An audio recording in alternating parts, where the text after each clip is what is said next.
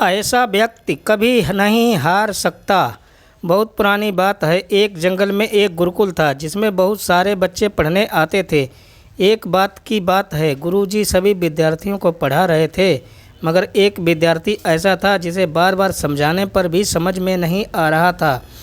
गुरुजी को बहुत तेज़ से गुस्सा आया और उन्होंने उस विद्यार्थी से कहा, जरा अपनी हथेली तो आगे दिखाओ बेटा। विद्यार्थी ने हथेली गुरुजी के आगे कर दी। हथेली देखकर गुरुजी बोले, बेटा तुम घर चले जाओ, आश्रम में रहकर अपना समय व्यर्थ मत करो, तुम्हारे भाग्य में विद्या नहीं है। शिष्य ने पूछा, क्यों गुरुजी?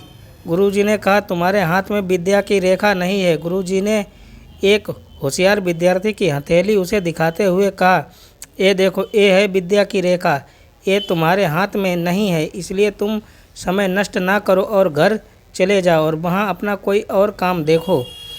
यह सुनने के बाद उस विद्यार्थी ने अपने जेब से एक चाकू निकाला जिसका प्रयोग वह रोज़ सुबह अपनी दातून काटने के लिए करता था। उस चाकू से उसने अपनी हाथ में एक गहरी लकीर बना दी।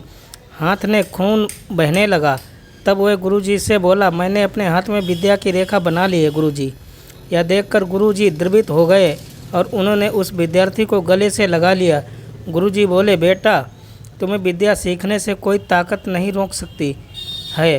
दृढ़ निश्चय और परिश्रम हाथ की रेखाओं को ही बदल देती है।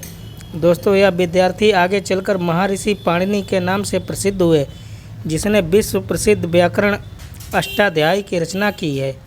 इतनी सदियां बीत जाने के बाद भी आज 2700 वर्षों बाद भी विश्व की किसी भी भाषा में ऐसा उत्कृष्ट और पूर्ण व्याख्या का ग्रंथ अब तक नहीं बना।